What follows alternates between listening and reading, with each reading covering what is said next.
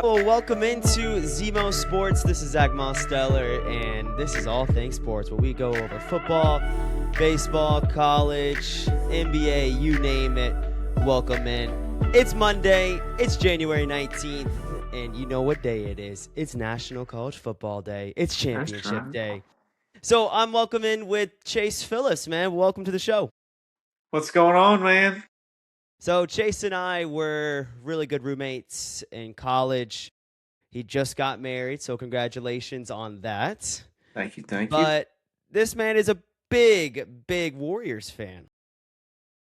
Yes, sir. Bay Area, Steph Curry. How did you become a Warriors fan?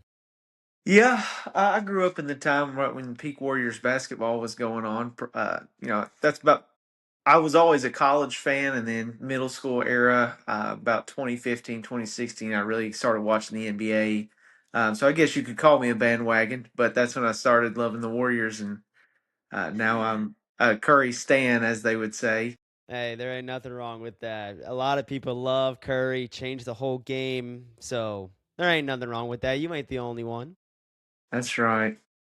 So we got bigger news across the NFL. We had a lot of coaches transitioning in and out of offices today. And the big one for everybody was Sean McDermott.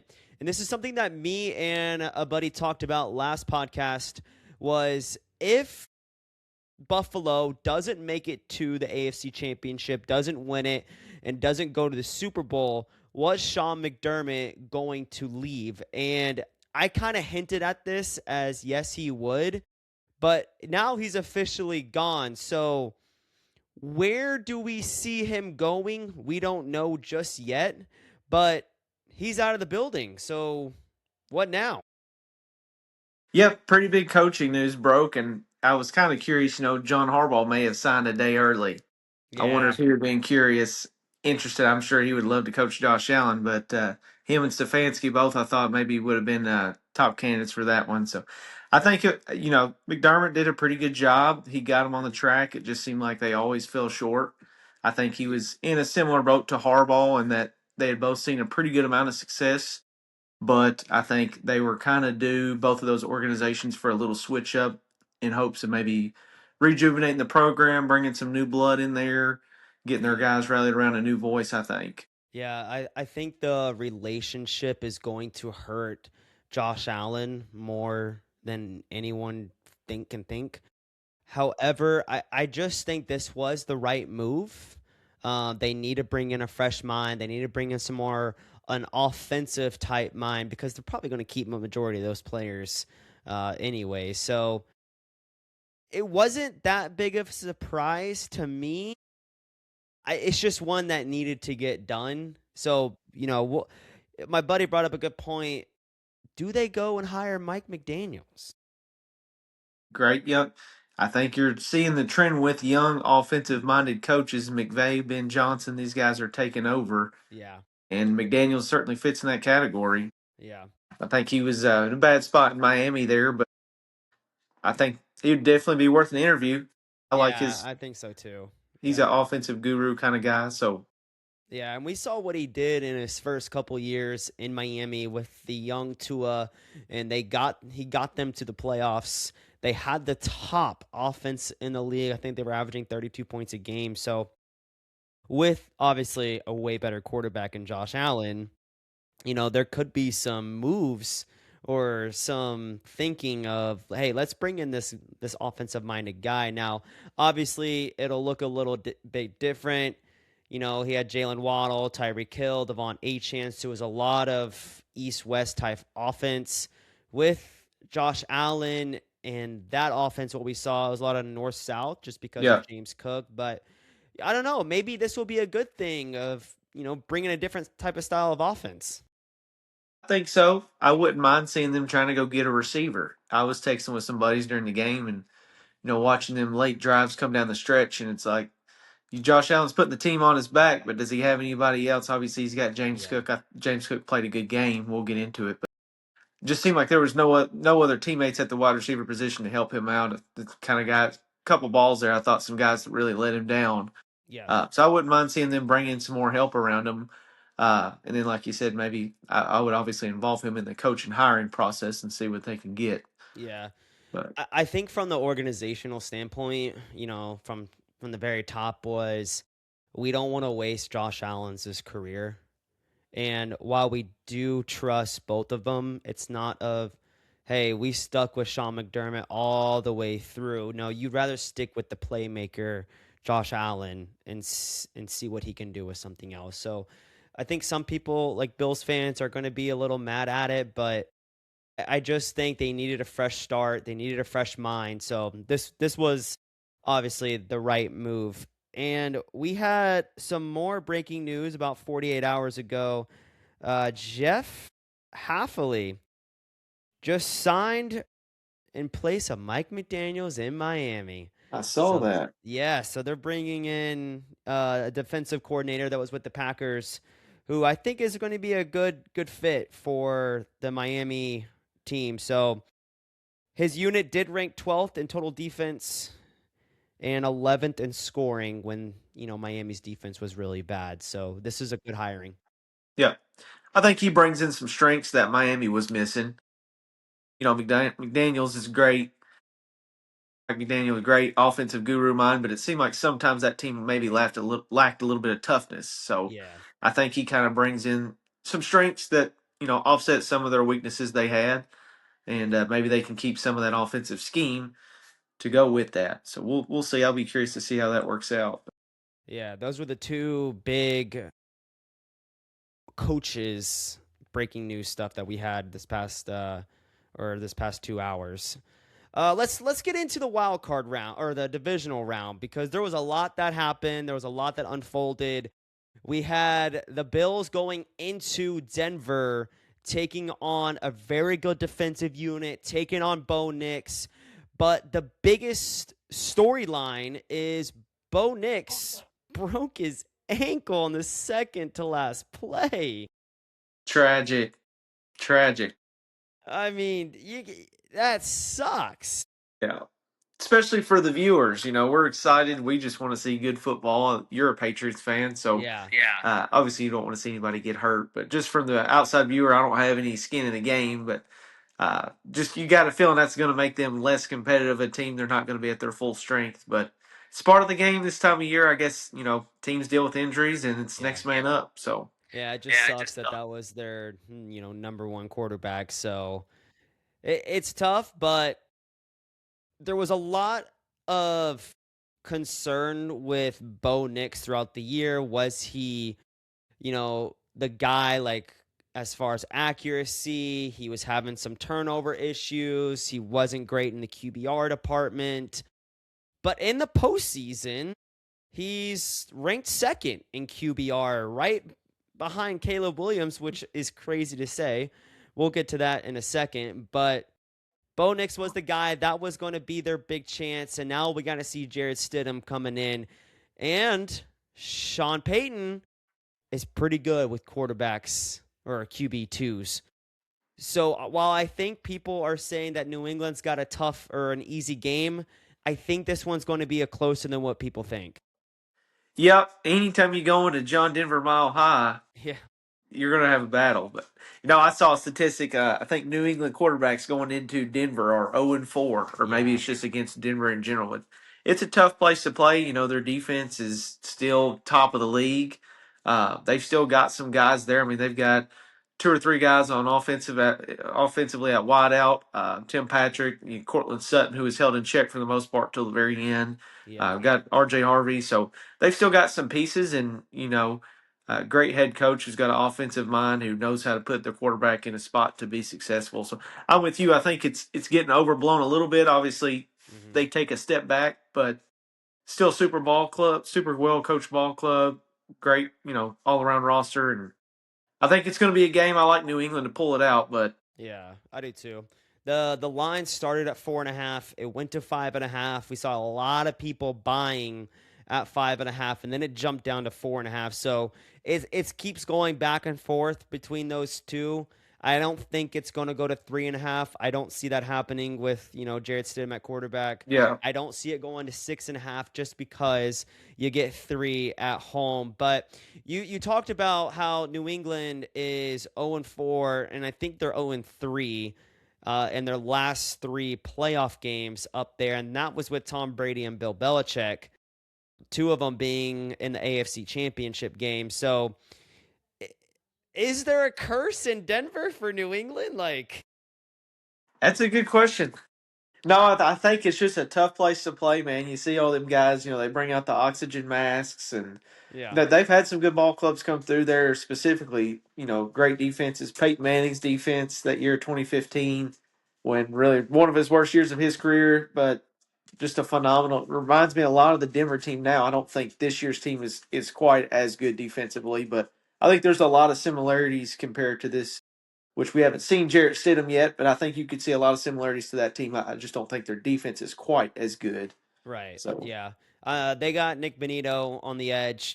He's just a dog.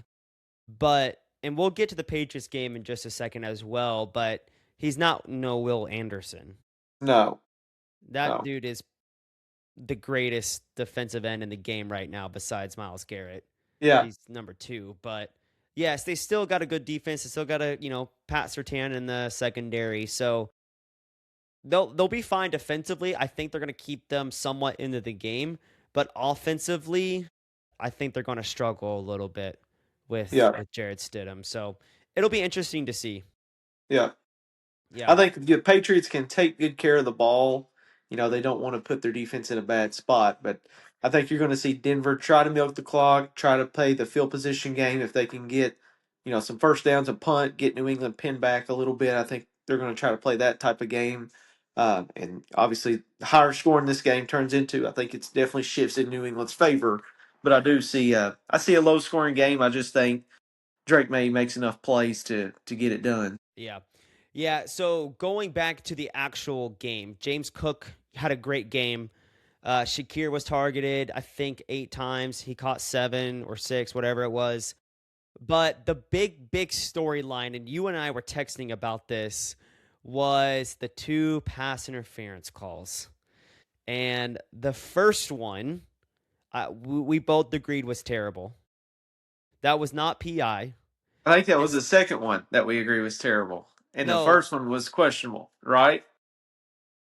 I didn't like either call. you didn't. See, I thought the second one, I could see why they threw the flag because he Yeah, did get there a little early, but in those type of situations, in overtime, going in the championship, I don't think you necessarily call that one either. yeah, But the first one was horrendous. And the league's got to figure something out. Like they've got to figure out the ref situations. They have blown a lot of games this season, and it's been mainly with pass interference calls. So do you agree with the first one or no? I do not like either of those calls. I think Okay. you know if it was blatantly obvious, I think you call the game true to the game. But in a playoff situation, in overtime, next one to score wins. I understand you can't let the game dictate how you're going to call the game, but at some point, if it's close, players are joshing back and forth. I think you let the players go decide the game, and you hate to see a player to caliber Josh Allen, teams as caliber as what good a game that was. You hate to see that come down to 2 back-to-back calls there at the end. Yeah, I agree. Yeah. So Yeah, it's just really unfortunate for them, but you can't win a playoff game with 5 turnovers. And people want to, talk about the ending. Was that an interception? Were those PI or not PI calls? Doesn't matter. When you go into overtime or when you have 5 turnovers, your chances of winning the game are very, very low. So there was opportunities for the Buffalo Bills, but they just couldn't take care of the ball. yeah, yeah, I don't know. I mean, Josh Allen's a heck of a player, man, but it seems like there's a couple of games in his playoff career where he's almost tried to do too much in instances. I mean, that play right before half I thought was a great play. and then it's like he just doesn't tuck the ball in. He's got No. that Madden Michael Vick scramble run going where it's out wide, and he just Yeah. it seemed just like launched it backwards. I don't know. It's those plays where it's just a bonehead play, and at the end, that field goal right before half, you get that back, you win the game. So Yeah. Yeah. That that was a big shift because then Denver also got the ball back at the second half. So exactly, yeah, it's just you can't make those plays. He was holding the ball like literally out to his side. yeah, Like, what are we doing? yeah. Protect the ball. But, people are complaining about, the overtime, but you got to take care of the ball. That's how you're going to win football games in the playoffs. I want your opinion on the interception. It's been 50-50 for people. I think it's an interception personally. What would you say? These catching calls are tough, man. I Yeah. you know I saw a video last year. It seemed like the Bills always get the wrong end of it. They were playing the Chiefs last year. There's a 50-50 ball that went in the Chiefs' favor. You got the Devontae Adams play last Yep. night's game where, he's got the knee down. They strip the ball. They give it to the offense. It's weird because I saw two different angles. And the angle you watch live action, I thought 100% catch. And then I thought there was one other angle where it's like 100% interception. But for me, the offensive player did get possession first. I know the defensive guy came out with it, but I mean, the offensive player got the possession first and his knee was down. And so at that point, I don't think you play through. I think at that point he's down. So, Yeah, I mean, there is that rule that the tie does go to the offense, yeah, and yeah. I think the big thing is that they didn't even review it, and Sean McDermott was asking, literally called a timeout to have them review it, and they said no, which I don't agree with. Yeah.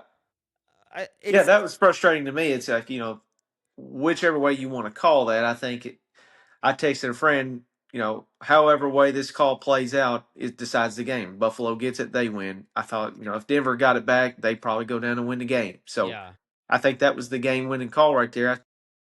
Take some time to review it, make sure you at least try to get it right. They just line right back up. And yeah, he tried to get the timeout, but they still didn't even review it with the timeout. So, no, which I think is beyond ridiculous. You have to call a timeout during that time. Like it's crunch time, man. Like it's and towards the end of the game. And it's the same old story every single game. These refs, these refs, these refs. Well, New York's got to do something about it. They got to call in and be like, hey, you guys stop play. We got to review this. And I don't know why that didn't happen. And even Gene said the same thing while during the game. Like, this should have been reviewed.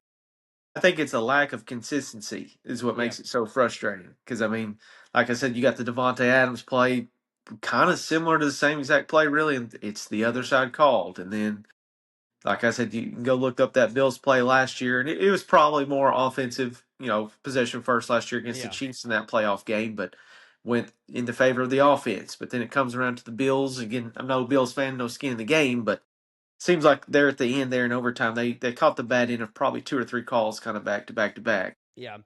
There was a game, and it's actually with the Bills as well.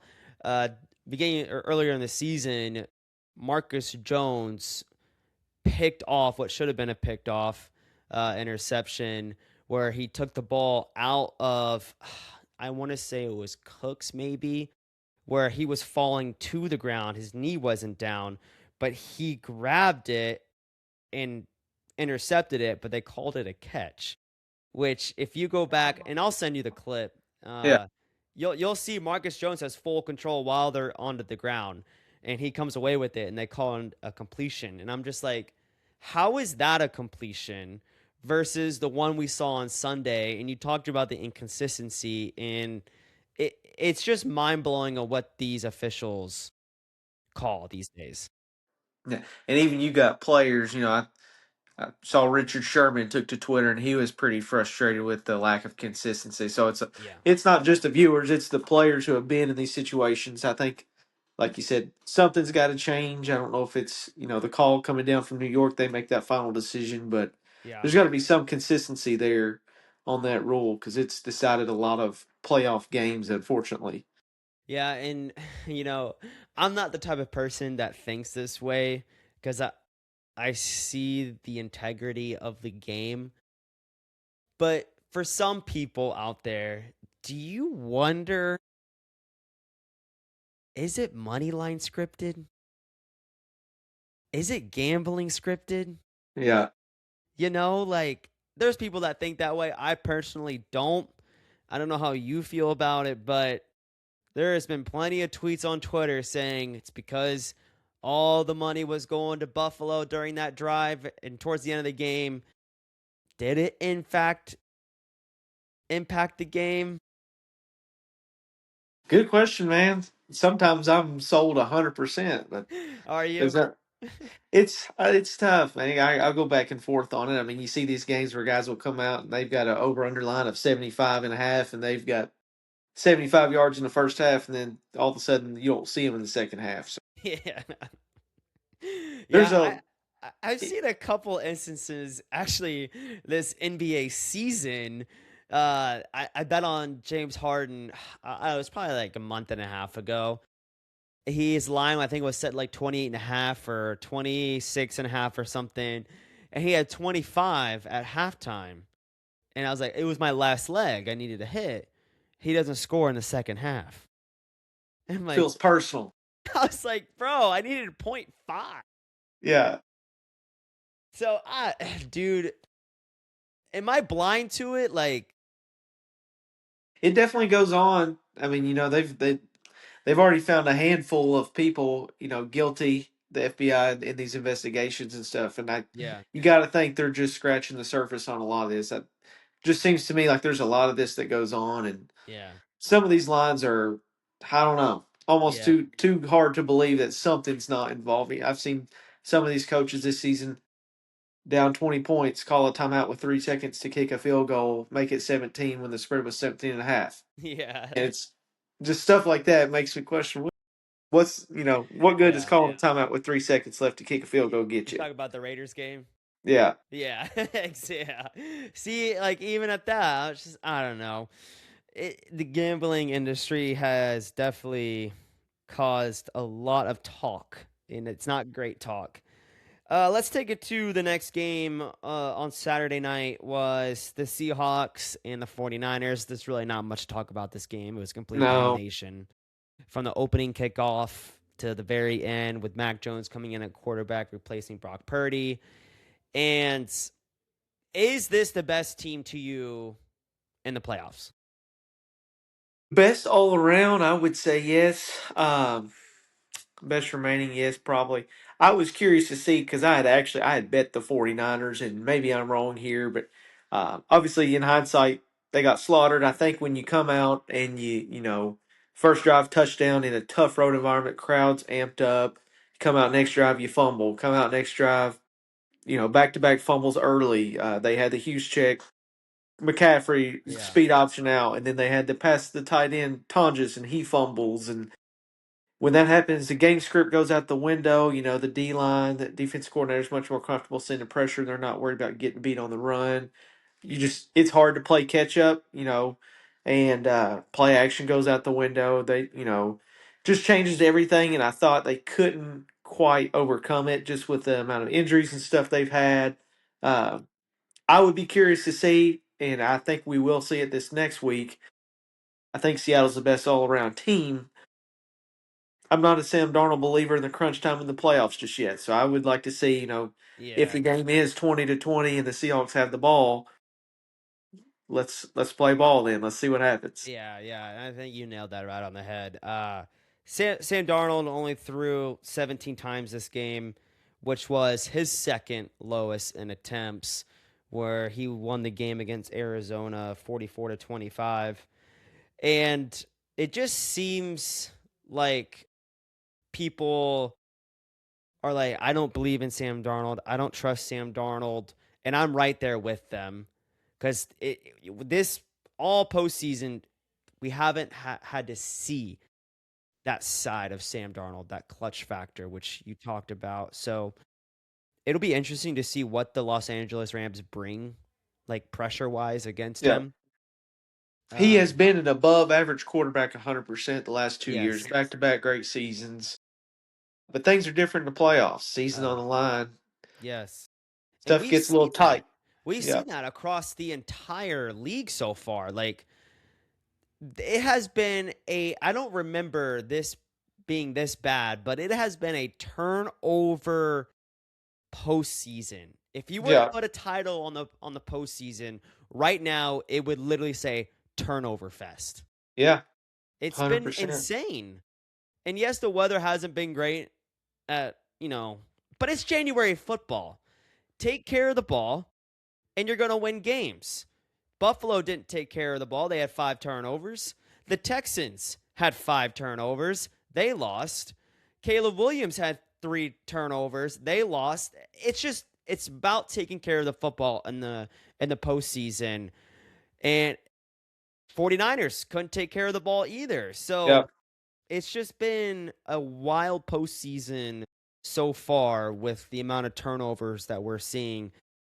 And I'm not saying that Sam Darnold is going to have that next game, but if they can't run the football, I don't believe Darnold's going to get it done.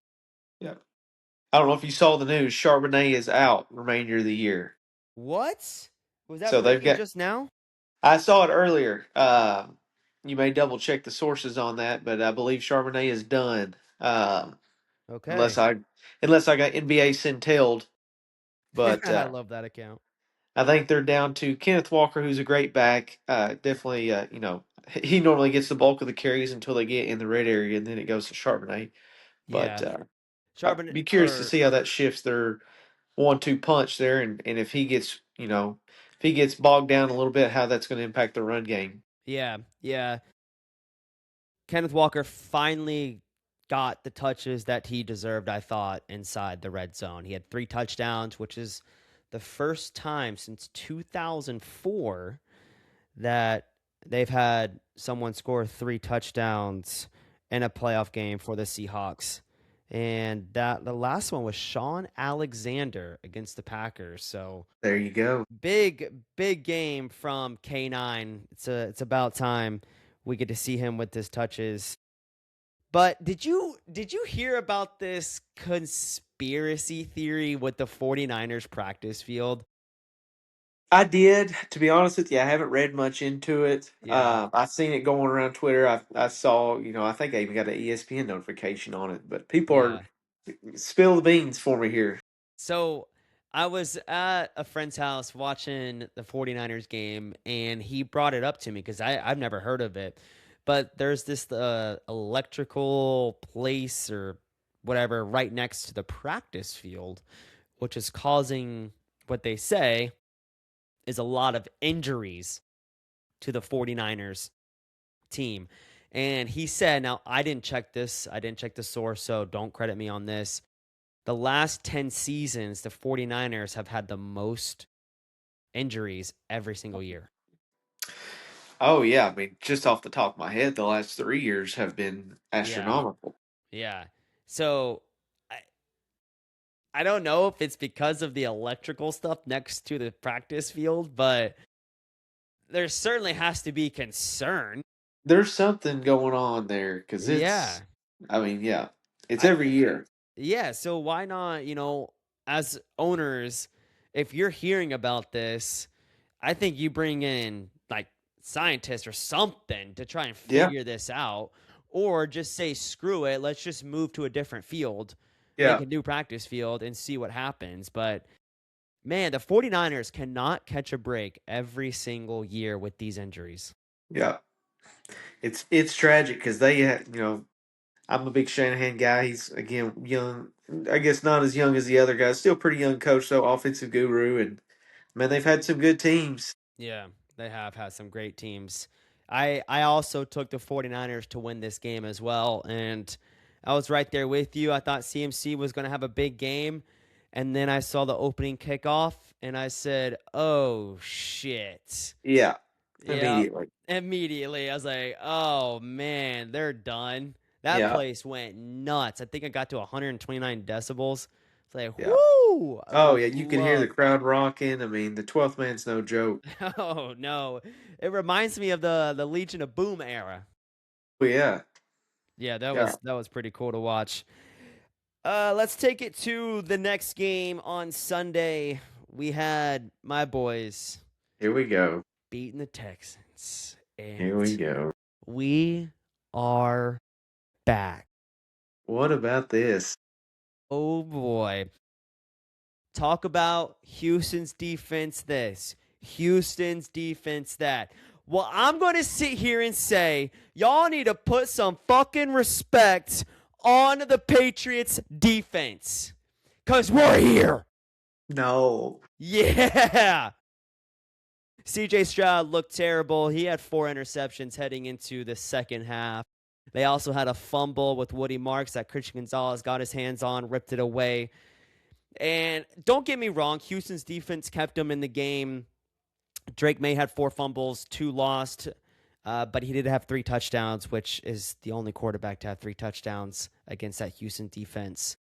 So I want to know what your take is on this Patriots game, because I think it was a dominant performance by the Patriots defense, and I think Drake May, when you need him, he will deliver. Yep, 100%. I saw a statistic. They have absolutely shut down the run. Through the first 2 postseason games, they've allowed 87 and 48 team rushing yards. Yeah. You know, you hold somebody down and limit rushing is a huge part of the play. And when you're able to shut teams down, you make them one dimensional, it changes everything. Yeah, it does. I saw a stat that at halftime, I think they had 1 yard of rushing, and they were averaging zero point 0.3 yards. New England's defensive line absolutely set the line of scrimmage against that Houston offensive line. Milton Williams, incredible. Barmore, incredible. And that is what I want to see every single game in the postseason right now, is what they were doing on the defensive line. Yeah. Yeah. Yeah, they're going to put themselves in a position to win a lot of ball games. Like you said, they're going to have to clean the turnovers up a little bit. Yeah. But the defense plays that well, and they make enough plays offensively. They're 100% capable of getting it, bringing Yeah. home a Lombardi. I know. I know.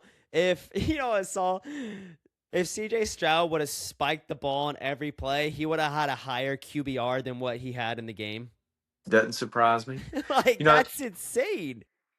of course, we're in a big money league, fantasy football, and made the mistake of drafting Nico, which honestly ended up being a decent pick. He struggled to start the year, finished pretty strong, but man, that hiatus, I think C.J. Stroud, I saw a statistic every year so far since his rookie year, his passing yards and passing touchdowns have dropped. Which I know he was out a little bit this year, dealt with some injuries, but it just seems he doesn't quite pass the eye test. You Yeah. watch him that rookie year and just making the right reads, and his O line was even horrible then. So I don't think that's necessarily the right excuse. They could still do better there. But I don't know. It just seems like his play has kind of leveled off. I've seen some big guys in the media kind of talking about it as well. But what do you think about C.J. Stroud and It- his level of play since his rookie year? yeah, I think he's still chasing his rookie season, and I don't think it's ever going to happen again unless they get, a smart-minded offensive coordinator to put him in situations to where he can deliver. But I'm going to be honest with you. I think New England forced D'Amico Ryan to make a business decision at the quarterback level. Yeah, Would I be they've got surprised if he's gone next season? No, I wouldn't be surprised. But who are they going to bring in? I don't know. But CJ Stroud is not the same guy he was his rookie season. And I think it was a fluke season. It's CJ's not that good. He's just not. Davis Mills came in that stint. C.J. It was either 3 or 4 game spell C.J. had missed, and Davis Mills didn't lose a game. No, he didn't. He actually played amazing. Yeah, Nico Collins played fantastic. Again, I had Nico in fantasy, so Yeah. his numbers were better with Davis at that point. Now, again, he finished the year pretty strong, but uh, Davis Mills took over the team. That was actually the start of their run when they finished on that 8 or 9 game win streak. That really started with Davis Mills kind of turning the direction because they struggled to start the season. Yeah. Yeah, Uh, they did. it was when CJ went down, they found something. He come back in, did keep the ball rolling towards the end of the year. And I think they're going to give him one more year, in my personal opinion. Yeah. But I do think you're right. It's going to be. We'll be curious to see what he does next year, and if it's another bad year. Still pretty young, showed a lot of talent and everything. I'll be curious to see where the direction of that franchise goes at quarterback. Yeah, and I also think that, if they decide to give him another year, that's fine. But can you get some high-end draft stock? Can you get some key players? Start Davis Mills for a year, develop, you know, can you get someone in free agency for him? Because if he has a bad year next year, you're not going to get anything for him.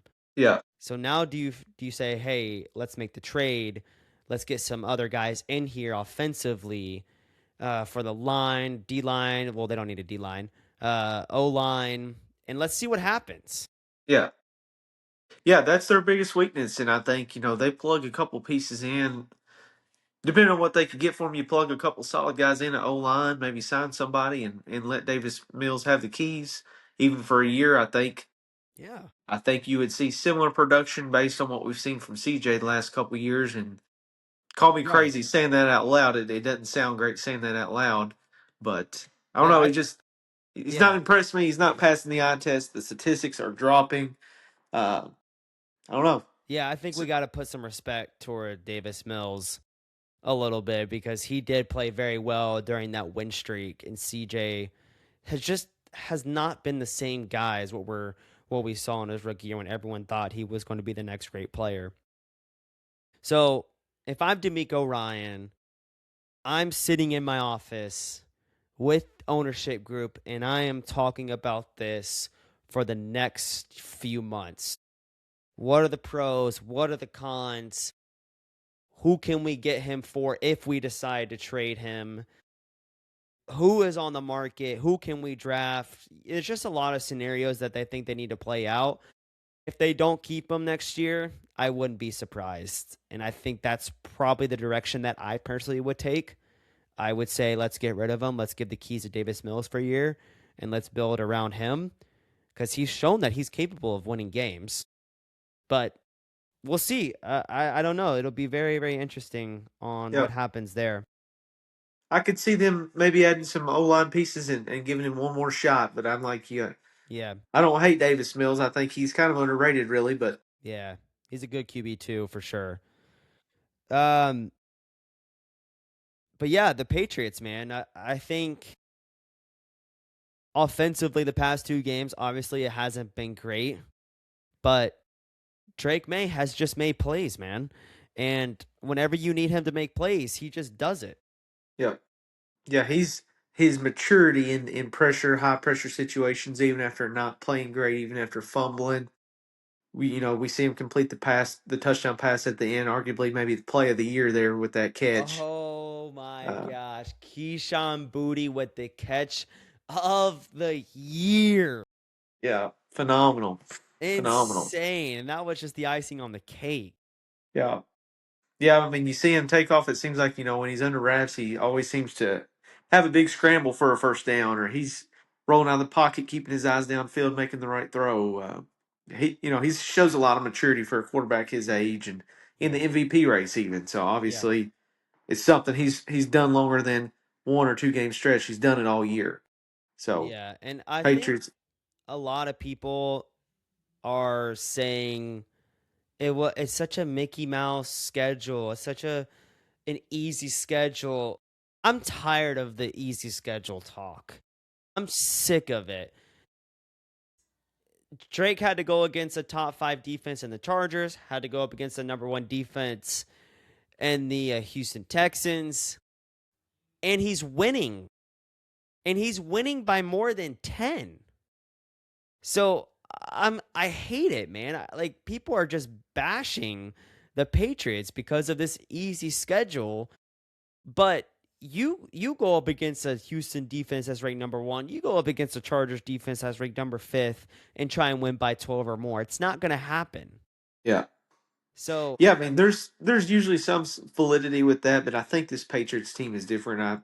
I think Vrabel brings a toughness, and I think he's Honestly, it reminds me a lot of Belichick style, but I think he just relates more with today's players. And so I Yeah. think, you know, I love Vrabel in Tennessee, what he was able to do. Took Hmm. a poorly managed, poorly run Tennessee program, got them to the AFC Championship a couple plays away from a Super Bowl. Yeah. Never understood quite really why they got rid of him, but bring a guy that's played for New England, that's brings a lot of fundamental stuff, brings a toughness, brings a winning mentality. He is a winner, and Yeah. I think he's instilled that in the players. He relates really well with the players, and I think they've built on the culture that Hmm. Belichick left a legacy of. I think Yeah. he's reviving that culture a little bit.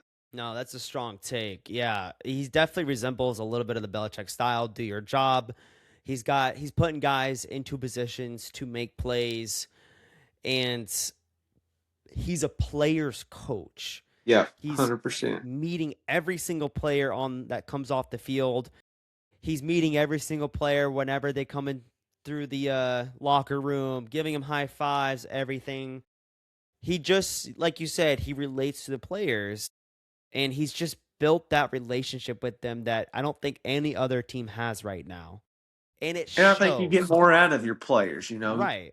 They're willing to do whatever it takes, and they're willing.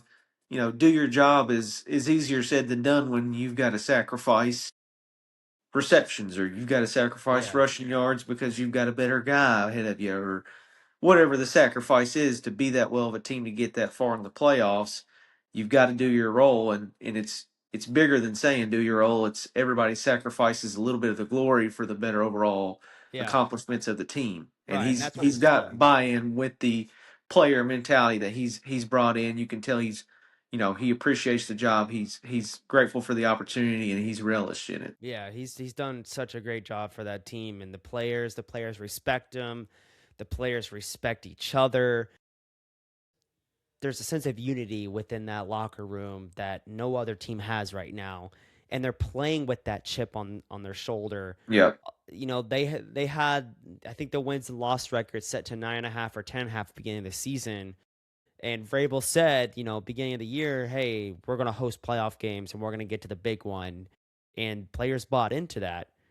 And we got rid of some players in the secondary. We've hit on some draft picks, and he's put them into those situations to make those plays. And it's just, you see it from the team when they come off the field, like they're all in communication with each other. There is one area where on the offensive side of the ball that I'm really concerned about, and that's Will Campbell. And he has been struggling the past two games protecting May, and he's been forcing those turnovers that we're seeing from May. Yeah. Yep. Left tackle, man. It's you got I was super excited whenever he came on to the Patriots this season. He said I would die for my quarterback. And it just seems like the athletic ability. I know his mind is there. Like I Yeah. know mentally he's more than capable of saying like I can protect and I will. But his short arms, his lack of mobility, his footwork. Granted, he's going up against Tennille Hunter, Yeah. so I mean that's a tough one in Yeah. itself. But It makes everybody look a little slower. yeah, exactly. And now he's got to go up against Benito as a Patriots coordinator. What are you trying to game plan against Benito on that left side? Yeah, I think you might see a lot of two tight end personnel or maybe running back chip block. Yeah, Have as many guys chip block as you can get out there. And Patriots are run heavy anyway. They may run right at them, try to wear them down. yeah, But I think you might see that a lot of guys pitching in. Like I said, that's one good thing they do is they buy in together. So you might see him getting chipped quite a bit. I think is what we're going to see. Try to take him out of the game a little bit, give Drake May a little bit more time to get comfortable in the pocket, find the open guys. That's the main thing when you've got a younger quarterback. You want them comfortable early in the game. So I look for them to try to establish the run early. I look for them to maybe do some quick stuff, so maybe some quick screens, maybe quick crossing routes, whatever mm-hmm, that might be early. Try to get him comfortable, especially in Denver. We know that environment is electric, so yeah, I think you're going to see a lot of that early. Try to get that ball out quick, limit that time Benito can get back there to him, and then I think you're going to see a lot of chip blocking, a lot of doubles go his way, try to offset his impact a little bit. Yeah, yeah, and I thought that's what we were going to do against this Houston defense was a lot of the crossing routes, slant routes, and whenever we scored with Stephon Diggs, we saw those quick routes, the one to Booty that went for 15 yards, and I was just, expecting more and more of that. And it seems like it didn't happen because of the pass rush. But also the offense was very predictable. Every time you got a first down, it was a handoff. Or every time you got the ball off a punt, first play was a handoff. And I wanted to see more of the throwing on first down, maybe hand it off on second. But I think McDaniels, it definitely wasn't his best game. But I Yeah, think he's going to have to be better at play calling in Denver because, like you said, that environment's electric. It'll be loud. So I think you have to play with a sense of urgency and momentum in the game. yeah. Worst case scenario, similar to the Seahawks 49ers, you go in there and you get a young quarterback down 14-0 earlier based on a fumble or something, and I think New England could be in big time trouble if they find Yeah. themselves in that kind of spot. So Yeah. It'll be interesting to see what happens there. Stafford was on the road in Chicago. It was snowing. It was cold. It said it felt like 6 degrees. We definitely saw a defensive game early on. There wasn't much happening. Both teams were punting a lot, but what a throw. What a play by Caleb Williams to send absolutely that game absurd. into overtime. I have never seen anything like it in my life. That's a Madden clip, man. You roll out left, they got you. You roll back right, they got you. You just step back and throw a heave. You thinking watching that live action, just absolutely no way. Game over from the release, and then sure enough, there he is back in the corner of the end zone, got Yeah, open and insane. Really, that it's should have never happened, but that's no, crazy. no. And I honestly thought after that play, in my mind, I would have said, let's just go for two. We got the place rocking. Yeah, It's screaming. Let's feed off that momentum. Let's try to win this game. I thought Ben Johnson made a terrible mistake by going for the PAT. And we've seen this happen in Chicago with playoff games is the missed kicks. yep. The double doink last time they were in the playoffs. And in my head, I was thinking if they decide to go for the PAT, they're going to miss this PAT because this is what happens every single time with the Bears. But he made it. But still, what would you have done? Would you have gone for two? That was I was thinking about it. I think the way the momentum shifted, I've actually been saying for about the last month now, the Rams have been my team to win it all, and I get crap at work because I don't think they had the best team, but I think they've got the best coach, and I think they've got probably the best quarterback left in these playoffs. Uh, I think they just find ways to win. But I had texted my coworkers, right when that pass touchdown happened, I said, "Man, I think that's the end of the Rams." I think that just the home crowd goes electric, suck the life right out of them. I don't hate the kick. You take all the Yeah. momentum going into overtime, and the Rams thought they had it won, and you just sucked every bit of life out of them. And ultimately, you get the ball in overtime, you get it back, and you get it across midfield before that interception on that Yeah. play. And they got to about the 50, and you felt like about an 80% chance in our hearts that the Bears were going to pull that out, and I then know. that interception happened. Yeah, and DJ Moore has been getting a lot of crap, a lot of criticism this morning and last night about his route. To me, what I saw was he was trying to clear out the safety because he had Luther Burden coming on a wheel route. He Yeah, also had a Dunze that was going towards the post. I think Caleb Williams could have taken a shot at either of those two, and I honestly think that was the whole play design. But I don't know what Caleb Williams was seeing. Yes, DJ Moore probably should have gone full speed. He hasn't said anything. He won't say anything on that. Obviously, you don't want to put your quarterback in a bad spot or your offensive coordinator. But in my mind, you still run full speed. but I think that decision by Caleb Williams was not the correct one. Yeah, it was tough because I mean, you look at it live action, and of course you got the rush coming down on you. Right. Looks like that safety's taking that deep post, and then he's coming underneath it. It's tough, man. That them NFL guys, but DJ Moore, you run down that line, you just cut the defender's angle. You know that safety had an angle coming down. DJ Moore Right. wasn't running full speed. He's able to get there before him. It's tough because I initially, at the release of the ball, I thought the safety was going with the deep post, peels back, makes a phenomenal play, cuts off the deep in route there Yeah. to DJ. But it's tough. It's tough. I didn't hate it watching it in live action.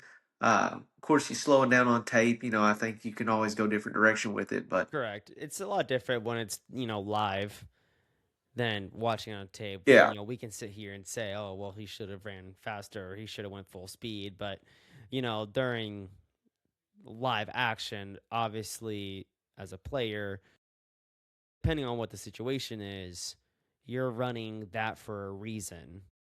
And I just think that Caleb Williams and DJ Moore, the connection obviously wasn't there. yeah, They were thinking of two different things, but it's hard to criticize people on that specific play, criticize Caleb Williams for the throw, but it sucks as Bears fans. You get to that point, you get to overtime off a miracle, and you just have miscommunication across the middle of the field, and it just ends your season. kind of had that. You hit an all time high there with that touchdown to send in overtime, and then an all time low. I mean, Yeah, I sure as crap thought they had won it once they got all the way back to midfield. I was thinking, man, this. Well, I think that interception was on first down. I mean, that really worst case scenario, we throw the ball away. If there's any chance of a 50-50, I think you play right. it safe. You're already at midfield. Maybe I'm wrong. I thought that was first down, but I don't know. I Yeah, thought, it's a yeah, tough one. It's a tough one, but either way, the Rams advance. They go into Seattle next Sunday at 5:30. They got the NBC game, I think, and I think we have the CBS game. But the playoffs, like we said before, have been nothing but turnovers. We've labeled it as a turnover fest. I want to see next week clean football, except from the Broncos, obviously. I'm a little biased there. But as for fans that aren't, of these four teams, you want to see good football. You want to see clean football. What are you expecting out of, these matchups? yep. I think with the New England game, I think we're going to see a defensive game. Mm-hmm. I think, like you said, in that game specifically, I think whoever takes the best care of the ball is going to have a really good chance to win the game. Yeah. I could see Denver getting to Drake May, forcing a couple turnovers. I could see Stidham going there and having a crap fest in New England, the way their defense is playing, forcing turnovers. So I think you're going to see, honestly, a lot of conservative play calling, teams sticking to the run, trying to play the field position battle in that game. On the flip side of that, in Seattle, I'd like to see, again, I think Seattle has the best all around team. I'd like to see the Rams be able to put themselves in a position where Sam Darnold has to go in there and make a game winning play at some point. And Yeah. I feel pretty comfortable with Matt Stafford. It's a great defense. You got Puka Nakua, though. You got Devontae Adams. Seems like to me Stafford finds a way. I know he didn't necessarily have a phenomenal game this last game.